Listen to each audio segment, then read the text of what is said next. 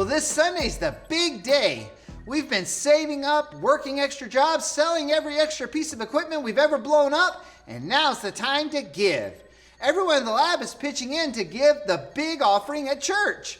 Our church is going to build playgrounds for kids in other countries, and I love that each of us can give what we have to help someone we've never even met. That's the power of giving. You know, I should look around the lab and see if there's anything else that I need to sell. It's a good idea.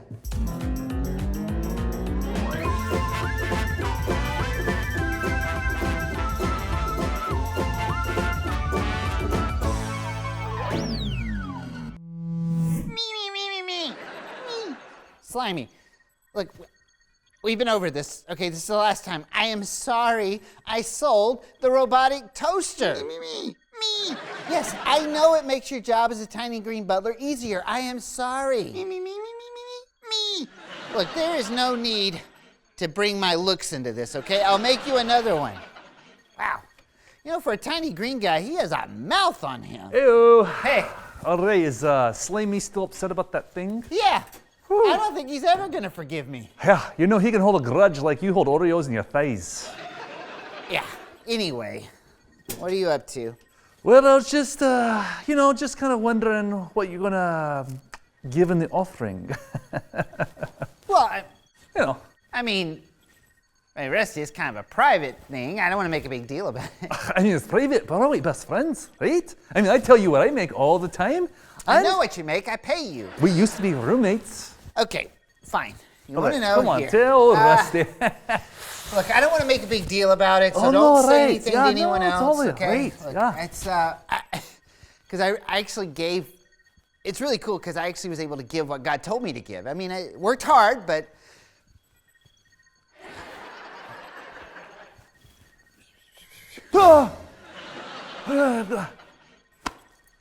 That much? You're giving that much? What? We can't be friends anymore. Can't be friends. Why not? I'll tell you why not. Because you're a rich, snobby friend. I didn't realize Divine University was so bougie. All right, you know what? I'm not good enough to be your friend anymore. That's what this deal is. You're being ridiculous, Rusty. I have to go teach a class, okay? You're being ridiculous. Yeah. I'll flood it with cash. Okay, just stop. I'll see you later. I didn't realize you made tenure at the University of Phoenix. Yikes. Oh, Slater. There's no way he's giving more than me. Slater. What's up, bud? Hey, how are you? I'm pretty good. I heard a little bit, but okay. That's great. Yeah. That's great. Hey, Dr. Herman's asking me to go around and kind of poll and see what everybody's giving for the offering. So I was just wondering if you could, just tell me what your number is and. Man, well, I tried to do my best, okay? So right, we all do. Right. So I took a couple extra jobs, working around doing some things. Right. Man, I decided to sell my prize 1988 Tony Hawk Special Edition skateboard. Wow. And I gave up drinking soda, and with all that, I decided, I'm gonna give up. What's that? How many is it? Yeah. It's coming. Don't be so silly. No, man, hey, I'm sure you're giving twice as much as me, okay? So you're such a kidder. Oh, hey, Rusty. Anna! What? Anna! Ah! Tell me that you're giving less than. Oh, yeah. Don't worry, man. Way less than that. Way less. Phew. Alrighty. You know, it's actually more, though, than I thought I was supposed to, or that I thought I could give. But I bet you God knew that my SpongeBob reality tour was really going to take off. That must be why he told me to give this. Rusty? Rusty? Get out of here. Why are you grabbing your heart? Okay, well, Sophia and I have another tour today, so I'll catch you later. Oh, who lives in a pineapple under the sea? Oh, the pain. What? You're giving that much? What do you mean you're fully vested? My gift. It's so small. It's so significant. I have to do something. I have to make a difference. I have to give a big gift. I need another job. Come along, Rooston. Chop, chop. Right here would be fine. Hold there. Don't hurt the furniture. I don't care about the furniture, really, in this place. That's well. You sure are slow. What do you have in this thing? Oh, just a few necessities, costume changes, extra eye patches in case, they breaks, and 50-pound sandbags, that's all. What do you have me carrying around 50-pound sandbags? Because I can. It's so fun. Hey, Rusty. It's a good day out there, isn't it? Hello, Herman. Fun Striker! What are you doing here? Well, I was standing here so long. Well, anyway, In my lab. I came here to perform, and I needed the ambiance of a dusty, dirty, grimy, and ugly garage. So I figured your lab would do. What are you doing? My job. Job? Right. I don't understand. Why do you need a job? I work for... He works for me now. He needed a job. He said something about money and... You did, Rusty. This is literally the most demeaning job you could ever have. It's not that bad. Okay, it is time for my performance. Ruston, position, please. Yes. There. Jump, please. Herman.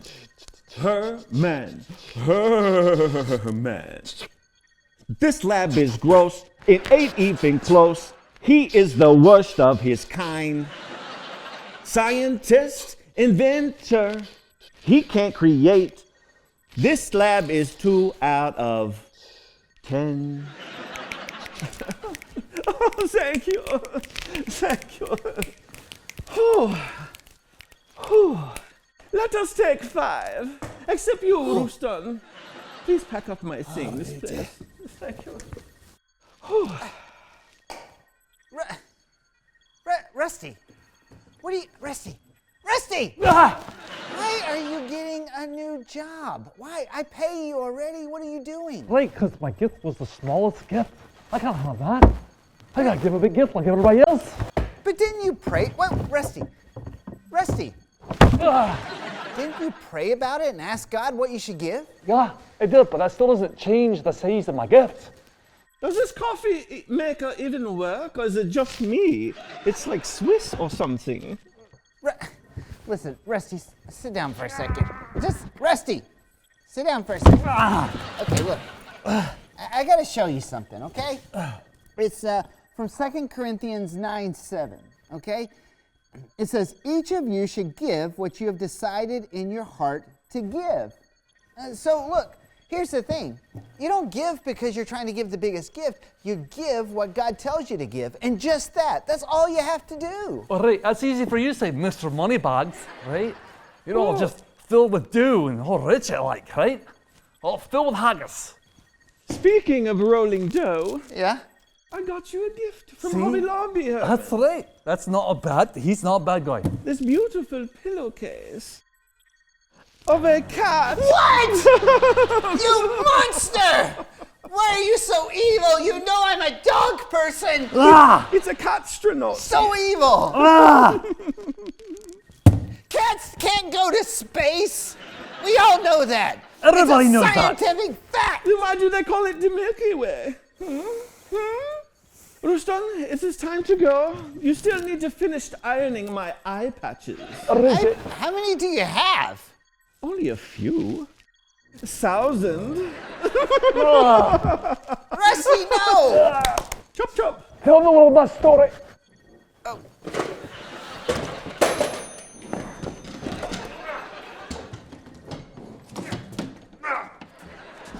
I'll get that. Don't worry. I got it. I'll get the phone. You know, Rusty thinks that his gift isn't enough. He's comparing himself to others, which, well, it's not what God wants us to do. See, God didn't make giving a competition.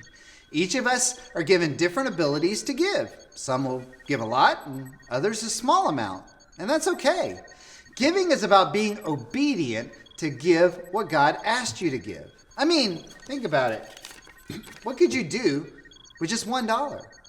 Now you're probably thinking, not much. But a young girl heard a missionary share about wanting to buy a luxury hotel that had gone out of business to create a camp for kids in another country. So she gave all she had to him, $1.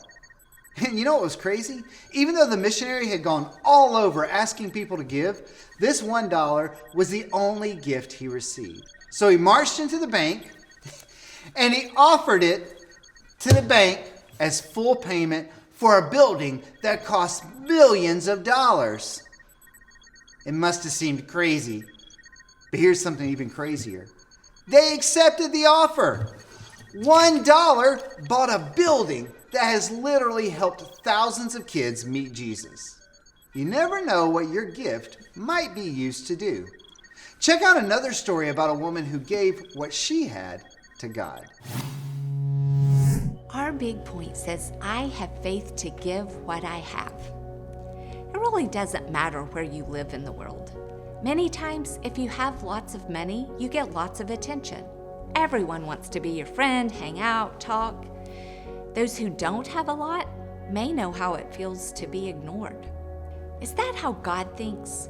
Is He most interested in the rich people with deep pockets? Let's check out this true story from the Bible.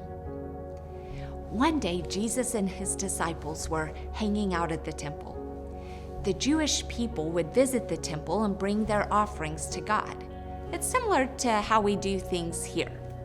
There was a collection box where people dropped their offerings like we do when we bring our offerings and put them in the bucket. There were all kinds of people in ancient Israel. They had rich and poor people just like we do today. Jesus saw a lot of rich people pass by and just dump large amounts of money into the box. It was no secret that these people were loaded. Now, I don't know if they were really flaunting their wealth that day, but we do know that did happen sometimes. Jesus had even taught His disciples to give secretly because so many people like to announce and make a big deal about the fact that they were giving. Hey, I'm giving over here a lot because I'm loaded. Who has 2 thumbs and just dumped a pile of gold in the box? This guy. They may not have said those exact words, but you get the idea. I imagine a lot of people at the temple were impressed. Then Jesus noticed a poor widow approach the box. All she had to give were 2 small coins. The Bible says they were worth less than a penny. She dropped them in and went on her way. I have a strong suspicion that very few people other than Jesus even noticed that poor lady. If they did, it was probably just long enough to push past her or maybe feel sorry for her. But listen to what Jesus said about her. What I'm about to tell you is true. The poor widow has put more into the offering box than all the others. Hold up a minute. They were throwing in bags of gold, and the lady with 2 coins gave more? How? Well, Jesus said it was because she put in everything she had. The poor widow didn't hold anything back from God. She gave what she had, and that gift pleased God. Her offering towered over the rich people's offering. You might wonder how your offering could build a giant building or help a missionary share about Jesus in Africa. The good news is that we're not responsible for doing all those things. God is. All we do is offer what we have. And then when we trust God with what we have and with what we give, He does some amazing things. When you bring your offerings to God, it doesn't matter how much you give. What matters is the attitude you bring with it. Are you cheerful about giving or grumpy? Are you giving what God put in your heart or keeping some of it back? Don't compare yourself to everybody else. Instead, follow our big point. I have faith to give what I have.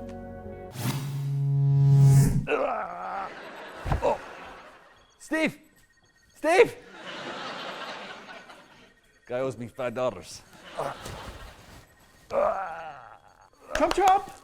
Hurry! Alright, I'm tired. Being your slave's exhausting. When do I get paid? Well, when all your jobs are done, of course. Right? Jobs are done. Yes, all of them. I've ironed all your eye patches. I hand steamed every single one of your turtlenecks. Yes, you did. I even polished all of your porcelain clown collection and drove you to 16 different yogurt stands. When will the job be done? Rustin, one thing remains. You must reorganize and move around the furniture in the lab. You monster! You will ruin the flow! I know! But if you're not willing, I will be forced to take our contract and just tear it up. No, wait. I won't wait for pay that. you anything. Wait for that. Oh, righty. Do I choose between... Herman! Herman! What? Ah! Run, Striker! What are you doing here? I didn't even know you were here. He's been here the whole time. We've been here for like 30 minutes. What's going on? All right, I have a bit of a Sophia's choice here. Sophie's choice. Sophia's choice. I either choose between getting paid and giving the biggest offering ever given by humans, or ruining the flow of my best friend's lab by rearranging all the furniture. I don't know what to do without the humanity of it all. Well, I mean... Too much for my wee Rusty. little arms to bear. Rusty, well, I mean... You're right. I'm embarrassed to even let that thought pass through my brain. You can keep your money, Von Stryker. I'm not letting my friend down. Use your teeth. Just start with a little tap. I wasn't going to pay you anyway. Oh, look, what's that? What's that? Oh, bad eye. Well, farewell. I have to go. So mean! I guess I'm just stuck giving my tiny little puny gift. What? I thought everybody else giving big gifts except for Rusty, the smallest gift of all. Okay. Sit down for a second, bud. We need to talk. I had a question for you. Rusty, I got a question for you. Right, sorry, I get emotional. Do you think God needs your money? Well, when you put it that way, he is God, so no, not really. He doesn't Okay. need my money. Well, so then why does God ask us to give? Well, I guess from what I learned, right, it's because he wants us to be a part of his big plan, Right? and he wants us to use our faith to help those around us in need. Exactly. So here's the thing, Rusty. Giving isn't about how much you can give, it's about obedience. You see, we give what God asks us to give, and we trust him to take care of the other parts, figuring out how it helps people. The main thing is that we obey God, because when you obey God, you're showing you have faith. You're right. I'll just stop whining and complaining about my small gift. I should listen to what God's told me to give it in obedience and faith, and he'll take it and bless it, no matter how small I might think it is. There you go, buddy. That's the right thought. You're right. You know what? I'm gonna go get my gift ready right now. I'll Rest be on- up. Ah! Ah! I knew he moved something. I knew it. Oh, he moved the furniture. That monster! The flow is ruined. The flow! Oh, I gotta move now. I gotta move. I'm glad Rusty learned that he can give without worrying about what everyone else is giving. And it's a good lesson for us too. We can all use our faith to give what we have. So here's this week's big do. It's time to use the money your family's collected this month to bless someone else. Use the money to buy a meal for someone, maybe buy ingredients to make cookies for a neighbor, or even buy a gift for someone. Why, you could bring that money to your church and give it as an offering. Find a way to give whatever you have to help someone else. And I believe God can use your gift to make a big difference.